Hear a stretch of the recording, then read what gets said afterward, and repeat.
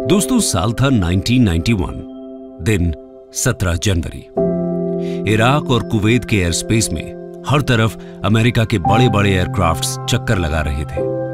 America इस attack से Iraqi dictator Saddam Hussain को पनिश करना चाहता था। असल में सद्दाम हुसैन कुछ महीनों पहले कुवैत को इन्वेड कर चुका था। सद्दाम हुसैन ने पूरी दुनिया को यह धमकी दी थी कि अगर किसी ने उसको रोका तो उसका अंजाम जो होगा वो मदर ऑफ ऑल बैटल्स कहलाएगा। पूरी दुनिया इस बात से सहमत थी कि कुछ करके सद्दाम हुसैन को रोकना होगा और कुवैत को इसी इन्वेजन से बचाने के लिए अमेरिका यहां इंटरवीन कर रहा था। इसे नाम दिया जाता है ऑपरेशन डेजर्ट स्टॉर्म। इस वॉर में पर्शियन गल्फ की यह छोटी सी कंट्री कुवैत एक बहुत भयानक वॉर का बैटलफील्ड बन जाती है।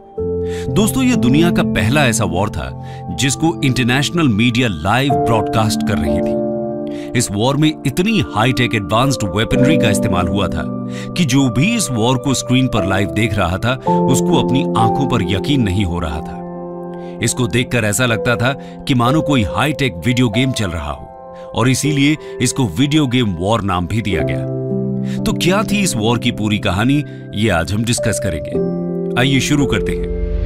बैकग्राउंड। दोस्तों, हर दूसरे वॉर की तरह इस वॉर की नींव भी मिडिल ईस्ट की जियोपॉलिटिक्स में पहले ही रखी जा चुकी थी। कोल्ड वॉर के दौरान इराक यूएसएसआर के ब्लॉक यानी कम्युनिस्ट ब्लॉक का सपोर्टर रहा था। ऊपर से इराक यूएस के एलाय इजराइल का भी बहुत बड़ा राइवल था। वो अक्सर पैलेस्टाइन से जुड़े मिलिटेंट ग्रुप्स को फंड करता था।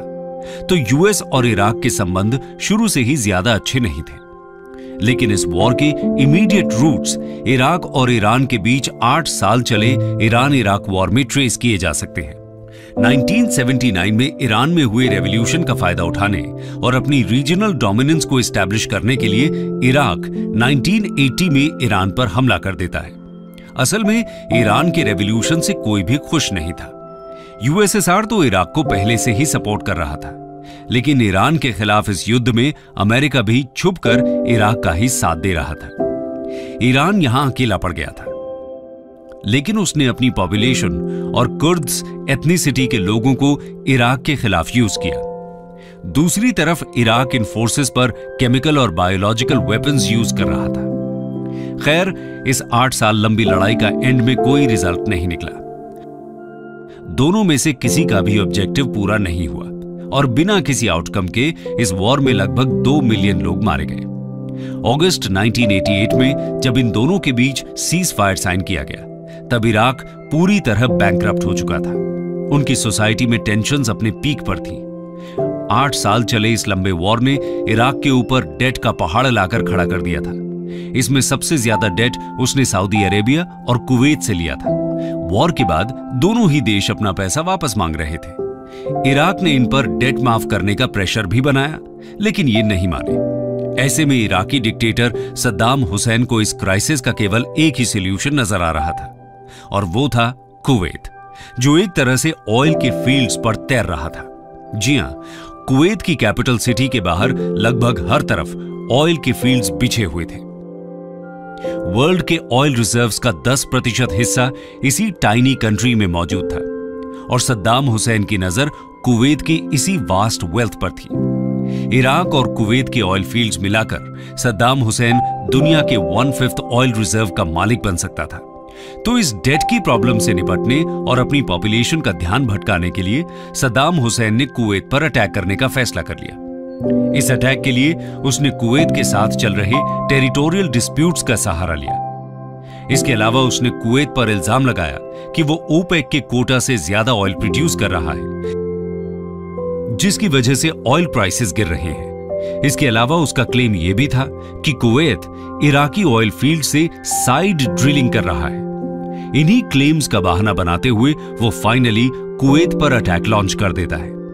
और फिर क्या हुआ, आइए देखते हैं। The Iraqi invasion of Kuwait. दोस्तों, साल था 1990, दिन 2 अगस्त। दिन शुरू होने से पहले अर्ली आवर्स में ही इराकी आर्मी अपने पड़ोसी देश कुवैत के बॉर्डर्स को चीरते हुए उन पर हमला कर देती है। कुवैत जैसे छोटे से देश की छोटी सी आर्मी हजारों की संख्या में आ रहे इराकी ट्रूप्स को कुछ खास रेजिस्ट नहीं कर पाती। इससे पहले कि कुवैत या पूरी दुनिया इस अटैक को समझ पाती, इराकी आर्मी सीधा जाकर कुवैत के पार्लियामेंट पर अटैक कर देती है। इस अटैक के 12 घंटे के अंदर अंदर कुवैत की रॉयल फैमिली और गवर्नमेंट अपनी सीट छोड़कर वहां से भाग जाते हैं। इसी का फायदा उठाते हुए 2 दिन के अंदर अंदर पूरा कुवैत इराक के कब्जे में आ जाता है। इराकी फोर्सेस कुवैत के बैंक से $1 बिलियन लूट लेते हैं। पूरा वर्ल्ड इस अटैक से शॉक्ड था। सब ये जानते थे कि इस वॉर के कुवैत से बाहर स्पिल होने के चांसेस बहुत हाई हैं और मिडिल ईस्ट जैसी क्रूशल स्ट्रेटेजिक लोकेशन पर छिड़ा ये वॉर वर्ल्ड इकोनॉमी को बहुत बुरी तरह अफेक्ट करने वाला था। इसको देखते हुए यूएन से लेकर British PM Margaret Thatcher, US president Bush और बाकी पूरी दुनिया इस इन्वेजन को कंडेम कर रही थी। यूएन सिक्योरिटी काउंसिल ने रेजोल्यूशन 660 के तहत सद्दाम हुसैन को कंडेम करते हुए उसको इस इन्वेजन को रोकने के लिए कहा। लेकिन कुवैत में रुकना तो दूर, बल्कि सद्दाम हुसैन के दिमाग में तो इससे भी आगे का बहुत बड़ा प्लान चल रहा था। कुवैत के आगे उसकी नजर सऊदी अरेबिया के ऑयल पर थी। सऊदी अरेबिया की आर्मी इराक के कंपैरिजन में बहुत वीक थी। अगर उस समय उन पर अटैक हो जाता तो शायद सऊदी आर्मी उसको प्रिवेंट ना कर पाती। अपने इस प्लान की सक्सेस के बाद सद्दाम हुसैन दुनिया के आधे से ज्यादा ऑयल रिजर्व्स को कंट्रोल करने वाला था। लेकिन उसका यह प्लान कभी सक्सेसफुल नहीं हुआ। और वो क्यों, आइए देखते हैं। Operation desert shield. तो इस इन्वेजन के 4 दिन बाद यानी 6 अगस्त 1990 को व्हाइट हाउस की टीम सऊदी अरेबिया के किंग फाहद से मिलती है। वो किंग फाहद को यह चीज रियलाइज कराते हैं कि अगर इराक ने सऊदी पर हमला किया तो वो उसे बचा नहीं पाएंगे। अपनी सिक्योरिटी के लिए सऊदी अरेबिया यूएस और उसके एलाइज को अपने एयर स्पेस को इस्तेमाल करने की इजाजत दे देता है। कहा जाता है कि यूएस पहले इस वॉर में उतरने के लिए कन्विंस्ड नहीं था,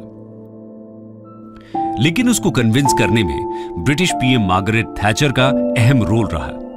कई सोर्सेस कहते हैं कि यूएस की नजर भी कुवैत की ऑयल वेल्थ पर थी। खैर, वो जो भी हो, इस अटैक से सऊदी अरब को बचाने के लिए यूएन द्वारा सैंक्शन्ड एक कोalition फोर्स तैयार की जाती है, जिसको अमेरिका लीड करता है।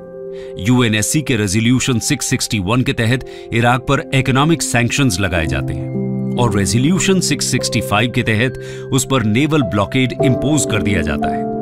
यूएस और यूरोप के मिलिट्री बेसिस से 2,50,000 ट्रूप्स सऊदी अरेबिया के वास्ट डेजर्ट्स की ओर रवाना होते हैं। कुछ ही दिनों के अंदर अंदर इजिप्ट और सीरिया समेत लगभग 39 कंट्रीज की फोर्सेस इस ऑपरेशन में जुड़ जाती हैं और इसी के साथ वर्ल्ड वॉर 2 के बाद अब तक की सबसे बड़ी मिलिट्री फोर्स तैयार होती है। इस ऑपरेशन को ऑपरेशन डेजर्ट शील्ड के नाम से जाना जाता है। अभी तक इस फोर्स का काम सऊदी अरेबिया को शील्ड करना था। अभी उसको इराक पर अटैक करने की अनुमति नहीं थी। उधर इराक में सद्दाम हुसैन की फोर्सेस रेन ऑफ टेरर को अंजाम दे रही थी। कहीं से यदि जरा सी भी रेजिस्टेंस की कोशिश की जाती तो सद्दाम की फोर्सेस उसको कुचल कर रख देती थी। पूरे देश में वायलेंस और ऑपरेशन का माहौल था। इसको देखते हुए नवंबर 1990 तक आते आते वर्ल्ड लीडर्स अपना सब्र खो देते हैं। हालांकि अभी तक सद्दाम हुसैन ने सऊदी अरेबिया पर अटैक नहीं किया था, लेकिन वो कई वार्निंग्स के बाद भी कुवैत से विथड्रॉ करने के लिए तैयार नहीं था। इसी को देखते हुए 29 नवंबर 1990 को यूएन सिक्योरिटी काउंसिल रेजोल्यूशन 678 पास करती है। इसके तहत सद्दाम हुसैन को अपनी फोर्सेस कुवैत से वापस बुलाने के लिए 6 हफ्ते यानी 15 जनवरी तक का टाइम दिया जाता है और इसी के साथ गल्फ वॉर का काउंटडाउन शुरू होता है। उधर सद्दाम हुसैन अभी भी अपनी जिद पर अड़ा हुआ था। उसको यह भरोसा था कि अगर कोalition फोर्सेस उन पर अटैक करती हैं तो इराकी फोर्सेस उन पर बल्क में अटैक करेंगी और इससे लाखों की संख्या में कोalition फोर्सेस के ट्रूप्स मारे जाएंगे और वियतनाम वॉर के बाद यूएस पब्लिक इस एक्शन को टॉलरेट नहीं करने वाली। इराक के पास वेपन्स ऑफ मास डिस्ट्रक्शन भी मौजूद थे और वो यूएस की आर्मी के अगेंस्ट इन्हीं को यूज करने की बात कर रहा था। लगभग 2 साल पहले इराकी फोर्सेस ने नॉर्दर्न इराक में कर्डिश फोर्सेस के अगेंस्ट भी एक केमिकल अटैक लॉन्च किया था। कोalition फोर्सेस ये बात जानती थी, इसलिए उनको पहले से ही एक पॉसिबल केमिकल अटैक के लिए ट्रेन किया जा रहा था।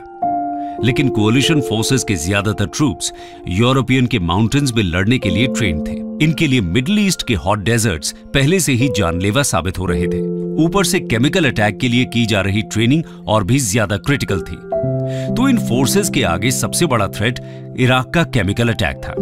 इससे बचने के लिए अब एक ही उपाय था, और वो ये कि इन ट्रूप्स को इराक की पहुंच से ज्यादा दूर रखा जाए। और इसका केवल एक ही तरीका था, और वो था एयर अटैक। इसके लिए दुनिया भर के सबसे लीथल और सोफिस्टिकेटेड एयरक्राफ्ट्स और वॉर प्लेन्स को गल्फ के लिए रवाना किया गया। यूएन की डेडलाइन एक्सपायर होने से एक हफ्ता पहले कोलिशन फोर्सेस के 7,50,000 ट्रूप्स भी बैटलफील्ड के लिए तैयार खड़े थे। इस पॉइंट पर आकर डिप्लोमेटिक सॉल्यूशन का एक लास्ट अटेम्प्ट किया गया। अमेरिकन फॉरेन मिनिस्टर ने इराकी फॉरेन मिनिस्टर को यह वार्न किया कि अगर इराक ने केमिकल वेपन्स यूज किए तो अमेरिका के पास भी न्यूक्लियर वेपन्स मौजूद हैं। 7 घंटों की इन डिप्लोमेटिक टॉक्स का कोई आउटकम नहीं निकला। बस फिर क्या था, वॉर की घड़ी अब आ चुकी थी। Operation desert storm. दोस्तों, 15 जनवरी 1991 को यूएन की डेडलाइन एक्सपायर होती है। 17 जनवरी के अर्ली आवर्स में कोलिशन फोर्सेस के हजारों लड़ाकू विमान कुवैत और इराक की एयर स्पेस में एंटर करते हैं, और इसी के साथ ऑपरेशन डेजर्ट स्टॉर्म की शुरुआत होती है। इन फोर्सेस का पहला टारगेट था इराक की कैपिटल बागदाद। इस वॉर की शुरुआत बागदाद में एक्सटेंसिव एरियल बॉम्बिंग से होती है। इस एयर कैंपेन को इंस्टेंट थंडर का नाम दिया गया। इन एयर बॉम्बिंग्स ने मुख्य रूप से इराकी पावर स्टेशंस, रेडार और कम्युनिकेशन नेटवर्क्स, मिलिट्री स्टेशंस को डिस्ट्रॉय करना शुरू किया। कोलिशन फोर्सेस का मानना था कि अगर इनके कमांड और कंट्रोल सिस्टम को डिस्ट्रॉय कर दिया जाए तो इन फोर्सेस को हराना बेहद आसान होगा। सद्दाम हुसैन का पैलेस उनका अगला मेजर टारगेट बनता है। वहीं इसके रिटेलिएशन में इराक अपना टारगेट इजराइल को बनाता है। इजराइल पर स्कड मिसाइल्स की बौछार होती है। असल में सद्दाम हुसैन इजराइल को प्रोवोक करना चाहता था, क्योंकि अगर इजराइल इस अटैक को रिटेलिएट करता तो चांसेस थे कि कोलिशन फोर्सेस से अरब देश बाहर निकलकर इराक की साइड हो जाते। इसलिए प्रेसिडेंट बुश ने इजराइल को रिटेलिएट न करने के लिए प्रेशराइज किया। इस दौरान पूरी दुनिया की नजरें इजराइल पर थी कि इस बार वो किस तरह रिस्पॉन्ड करता है। खैर, इजराइल ने खुद को रिस्ट्रेन किया। इसके बदले में कोलिशन फोर्सेस ने इजराइल को प्रोटेक्ट करने के लिए पेट्रियट मिसाइल सिस्टम यूज करने का फैसला किया। उनके इस सिस्टम ने इजराइल में एक स्कड हंट शुरू कर दिया। तो कुल मिलाकर सद्दाम का इजराइल के ऊपर यह अटैक नाकामयाब रहा। वो इन कोलिशन फोर्सेस को अपनी आर्मी को डिस्ट्रॉय करने से भी नहीं रोक पाया।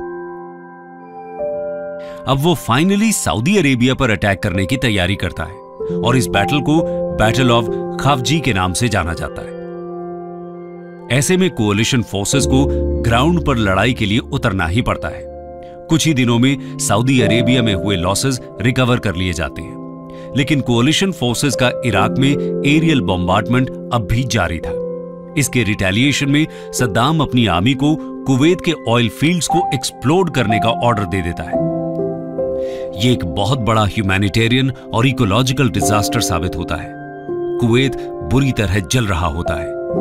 धुएं के घने बादल सूर्य तक को कवर कर लेते हैं। कोलिशन फोर्सेस को कुवैत और इराक के अंदर 24 फरवरी को फिर से ग्राउंड कॉम्बैट लॉन्च करना पड़ता है। देखते ही देखते ये कोलिशन फोर्सेस ग्राउंड पर भी इराकी ट्रूप्स का सफाया करना शुरू कर देती हैं। यहां इनके दो मकसद थे। पहला, कुवैत को फ्री करना, और दूसरा, ईरान के रेवोल्यूशनरी गार्ड्स को इतना कमजोर कर देना कि वो दोबारा कभी ऐसा अटैक लॉन्च ना कर पाए।